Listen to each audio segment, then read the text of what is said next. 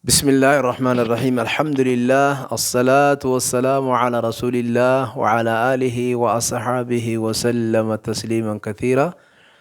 السلام عليكم ورحمة الله وبركاته. ورقرتيغا فيديو تنيتنا أركو راجراتا وخاولا لجراتا إن شاء الله أرانتنا sheekan keenya warra da'awaadhaa warra gartee yeroo irtuu ilmii qara'ee haala waa hundaahuu beekan isaanii wajjin jira. Sheekh Ghazaalii Ibraahimii fi akkuma san Sheekh Rahmadaan Ismaa'ilii inshaallah gaafii takka takkaan waa'ee hawaasa keenyaa waan hawaasni keenya irra jiru irraa isaan gaafadha. Akkuma san manni keenya irraan tana maalitti haajamaa waan jiru sanirraa isaan gaafadha. Irraan tana dura namni nin gartee gaafii tana gaafachuu barbaadu Sheekh Ghazaalii Ibraahimiin gaafadha.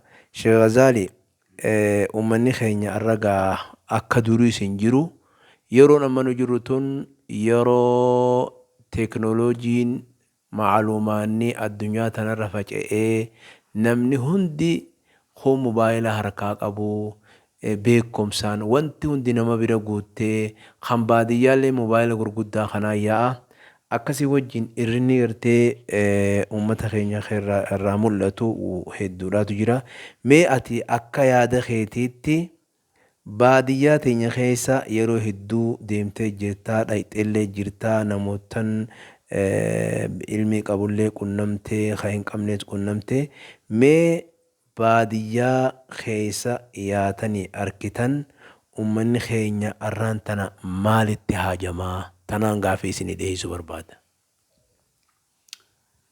بسم الله الرحمن الرحيم الحمد لله رب العالمين الصلاة والسلام على النبي المبعوث رحمة للعالمين وعلى آله وصحبه أجمعين.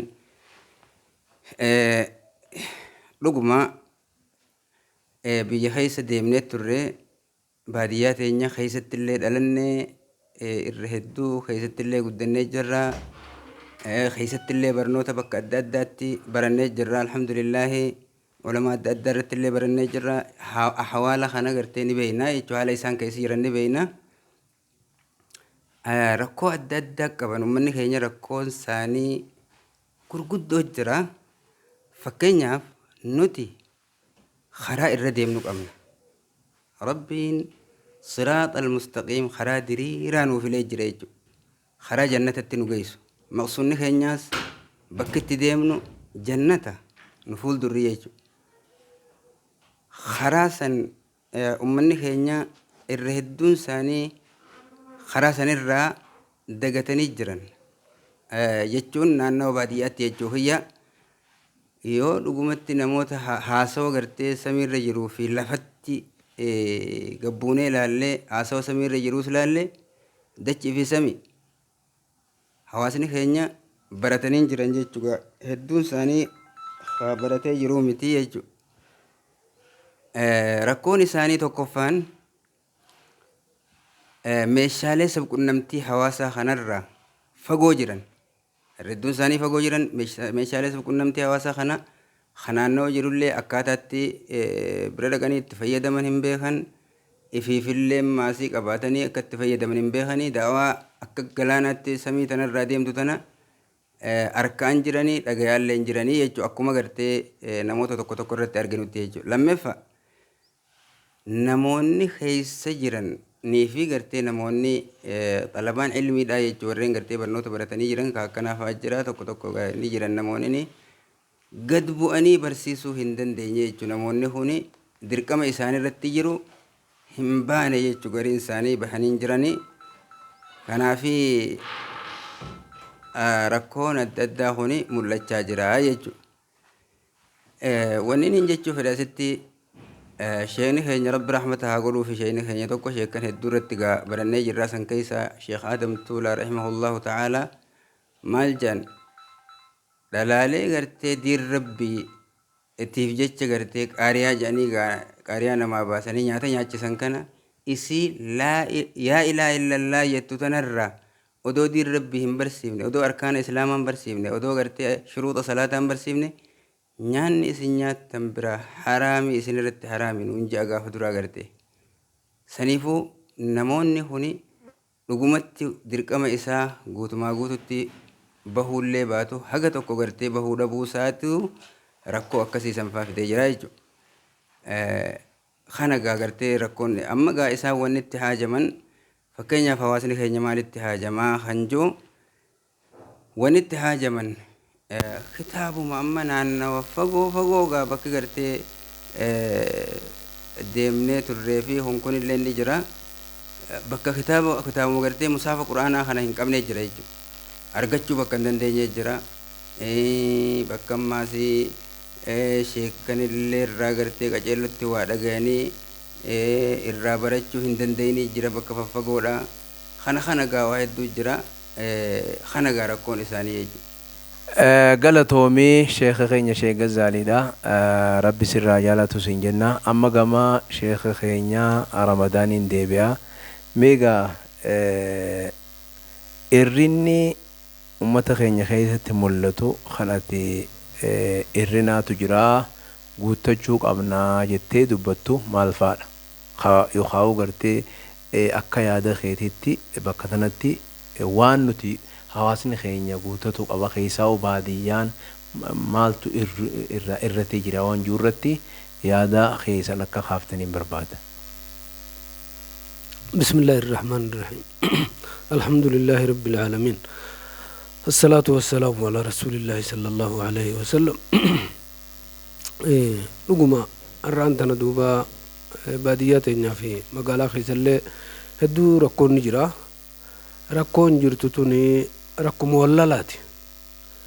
واللالات جرا واللالا خنا واللا نلاف علماء الإسلام بكوجر هندا والعلماء ورثة الأنبياء لفاقه بادية في مقالة خيساهيس أكست دمه درك مسابهون درك مساد خراب برنوتا خنا ملت أتي ربي يقولاني في نبي محمد إرك عليه الصلاة والسلام أمبيوت ربي نغافر من نسان تاجراتو وصوني في ركون أدى جرتو دوبا اقرأ باسم ربك الذي خلق وعلمي رب منبوس علمي بكم سخناتو فرمات وهنداتي خناف الآن تنا دوبا ركو جرتو تنا ديمسي سوداف نمني أركان إسلاماتي سنبيهو أركان غرتي ماسي إيمانا لنا كم سنتي ولا لم يجرى أركان صلاتاتي في هندنوه ونن هندنو ركو خيس جرى أكا تكا تقول على دوبا ركو راتو جرى ركو خانا دوبا ونن ديمسي سا علماء إسلام ملهن جرو أكست علماء هنگدن دامتي تتافي قدنا مدير كما يسرت جرو بهاتو أكو ما كان ماسي أكوكن اللي نما زمان كنا هذا في أبات اللي نم جلتون الدمات الجرا رحمني والمرون الدمات الجرا والآن سوان كنا قرب دين إسلامي تديبا برنوت دين إسلام علماء إسلام على فاخه كرتنا موه أما سي واي برنوت خنا قبارة اللي من خنيا براتو خم بربادو اللين بكي كتاب أركتون تونين هدو جبات جرتي خنافو والمانوه هنگا دندامتي أكست أبنه ولين أكست يوني في خالدين كانت نما يامنه أكست ولين غرغر سوليفتانه هدو دغاريدا فرمان فاجتو أيدان مي أمغا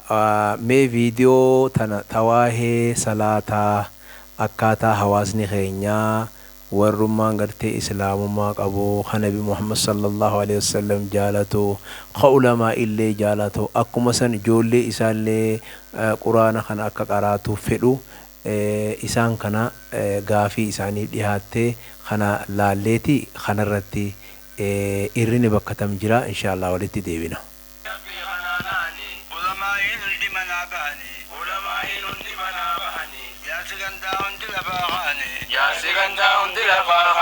إلمان ما جاهل وان تاني السلام عليكم يا أبوليتي تيجي مكان كي زيتون جمان وين سيجابتنا وين سيجابتنا سلام عليكم أو كوجي بقى بتماجر takkaatun salaanne salaatumamu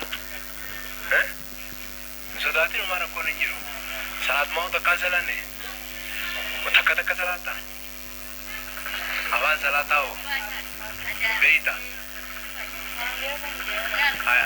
arkana islaamaa ni beeyta salaamu alaikum warahmatullahi waalaikum warahmatullahi haya akkana haya maqaan keenya obboleessi Mariamta Mariam taha hai haya magaabii takkaan si gaafatu sodaati gaabiin asi gaafatu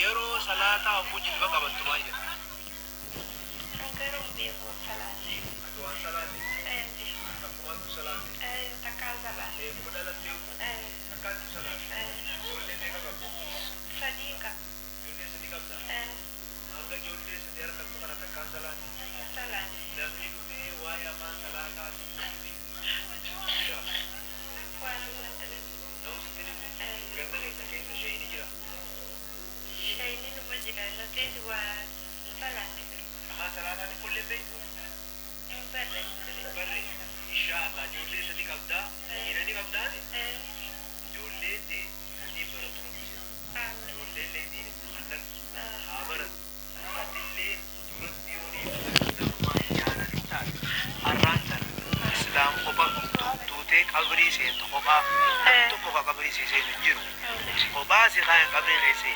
rabbiin salaata kana irraa si gaafata tokkichummaa isaa irraa si gaafata gara islaamummaa deebii sheekha ganda keessan keessa jiru barsiisaa jaa barata rabbi si haa barsiisu si haa milkeessu miskiillee si haa kana ijoollee teetillee ijoollee teetillee barataa rabbi si haa rabbi si haa gammachiisu galatoomi salaamu alaikum salaamu alaikum warahmatullahi alaikum salaam haya maqaan kee eenyu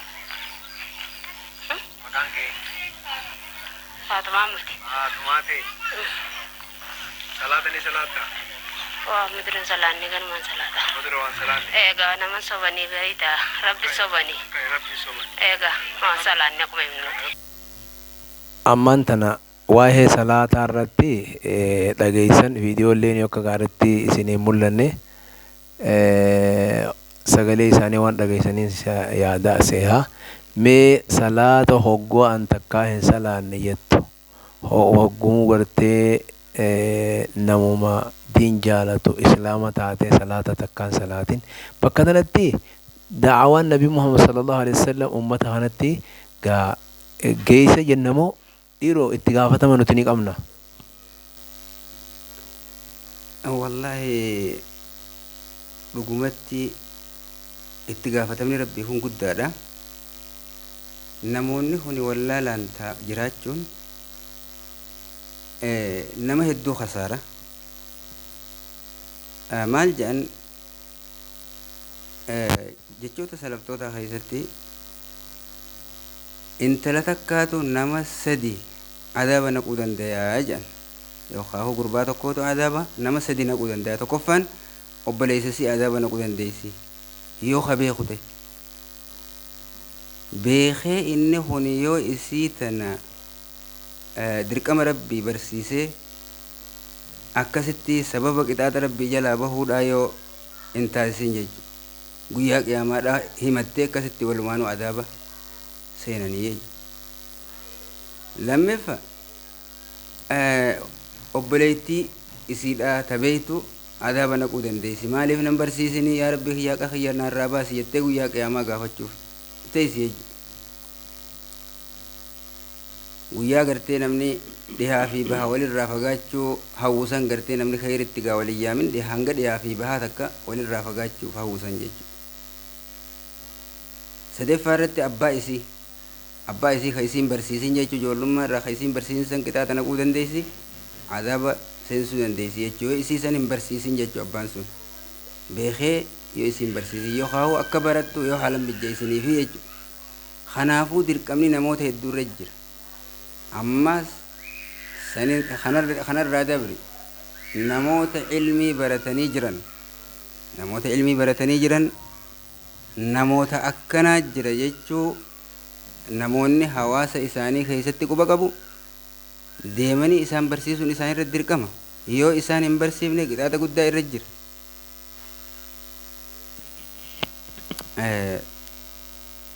Akkuma ammaan dura dubbannetti beekamaadha salaanni.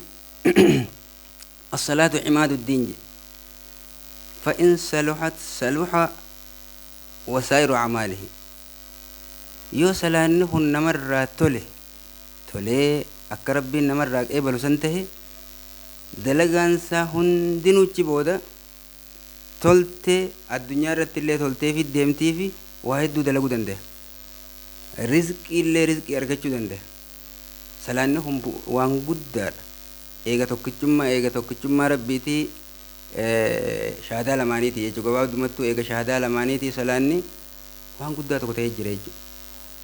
Kanaafuu dirqama salaataa ummata san barsiisuun salaanni kun dirqama arkaan islaamaa keessa jira jechuu barsiisuun namoota naannawa jiranii fi namoota waan akkanaa kana dhagayanillee irratti dirqama taha.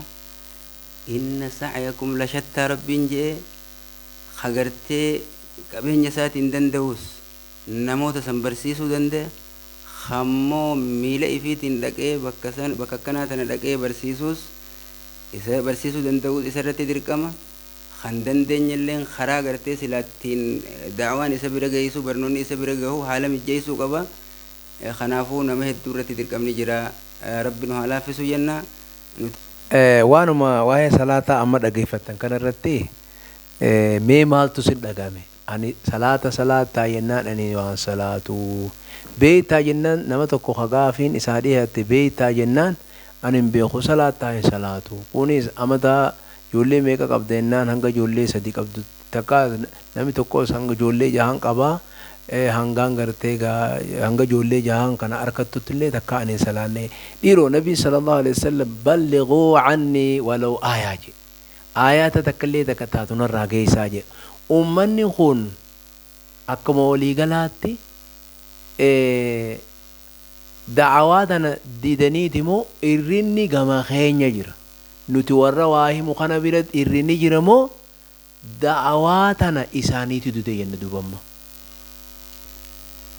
بسم الله الرحمن الرحيم الحمد لله رب العالمين الصلاة والسلام على رسول الله صلى الله عليه وسلم رب قرآن خيستي وما خلقت الجن والإنس إلا ليعبدون جاء دوبا جن في إنس الأس إبادة في كياف ملوان نيج أبان ورين دوبا قرتي براتوس نمين وصوني في علماء بي خيس جرتو اتيادو أبي جلجي كلمتي يادت أبا في الراغرتي ديسيس اتقافتم علماء اللين اتقافتم ساني في الرابوس وداف tattaaffii godhanii akkasitti waan taduraagaa shahaadaa irraa jammarree akkuma manni hulaa seenaniin qaba islaaminaa shahaadaa lamaaniin seenanii akkasumatti arkaana islaamaatii fi arkaana imaanaa barachuudhaan barsiisuudhaan namni hundinuu itti yaaddawee kan beeynees akkuma duratti warreen ammaan dura dabre nuti karaa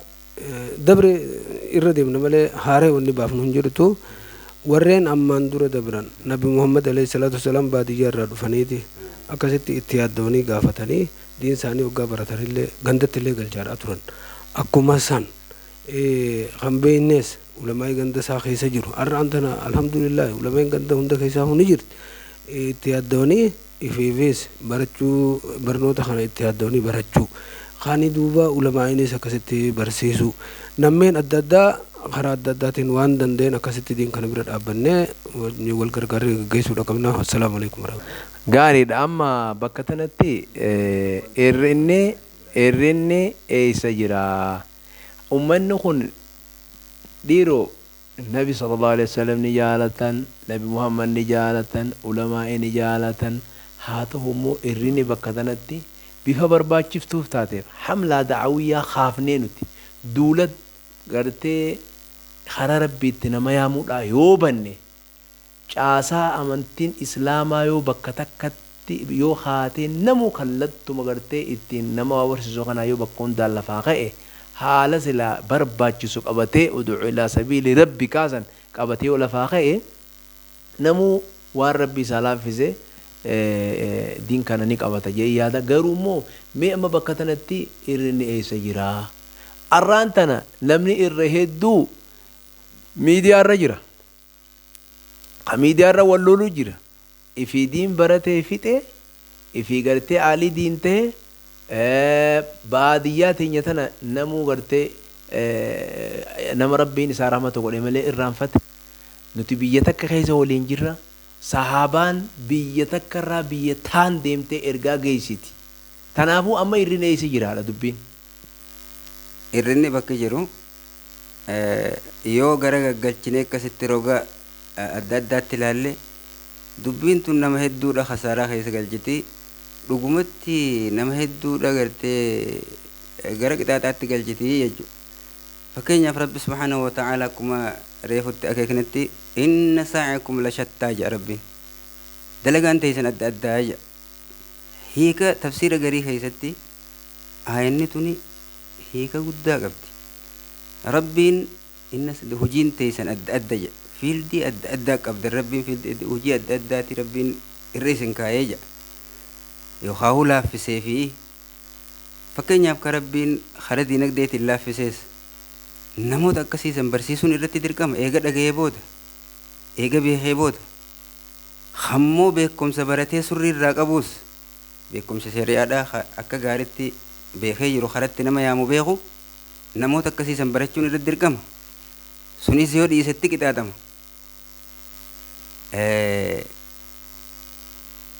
Saniifuu namoota ulamaadhaa yookaan khabiirnaa ta'uu abbaan fedhe ka bu'uura amantii islaamaa mabaadii islaamaa beeku naannawa san ka jirus irratti dirqama namoota akkasii barsiisuun jechuudha.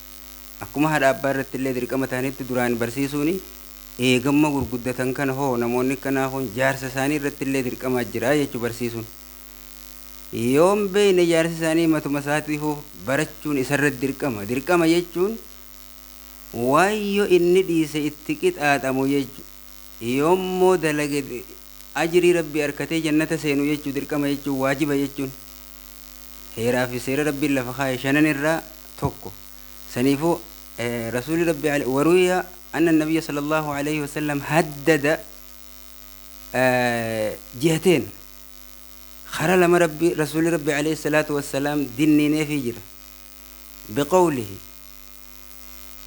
فما لهذا الجيران هؤلاء الجيران لا يتفقهون عن جيرانهم ما لأولا نكناجي ما لأولما نكنا أولا ساني راخم برني خيسا أمنتي ساني خنو بنجيتي أولا ديني نقول خبيرني إني قافة من جتشو برس كيسي جراني شيكن جراني إني قافة من جتشو أما فما لهؤلاء الجيران لا يتفقهون عن جيرانهم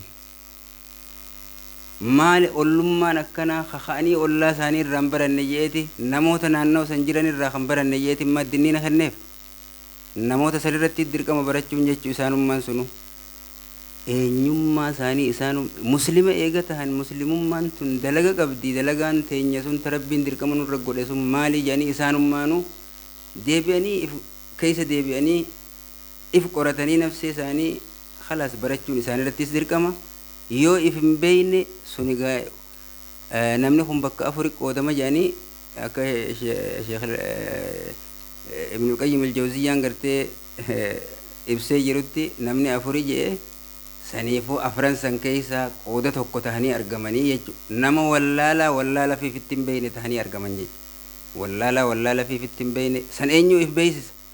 Ulamaa jiruu fi namoota wallaa jiruutu if beeksisaa jechuudha wallaala isaanii. Saniifuu namoonni jiran beeksisuun irratti dirqama. Namuu karaa isaatiin da'waa uummata akkasii sanitti geessuunis irratti dirqama akkuma dubbannetti asuma irratti hin dhaaba. Hayyagaa وجرجر مخنت قافين نودي هاتي أسمرت دامنا جاي السلام عليكم ورحمة الله غير وبروتي ولدي غاري دا غلطو ما شيكن كينيا وان غاري دنو إفسيتني ربي سن الرجالتو إن شاء الله يورو برا يورو بنو جيسا خنا جالا وان تكو قبني ولدي ديبنا إسنيس داوتوني غلطو ما إسني جنة السلام عليكم ورحمة الله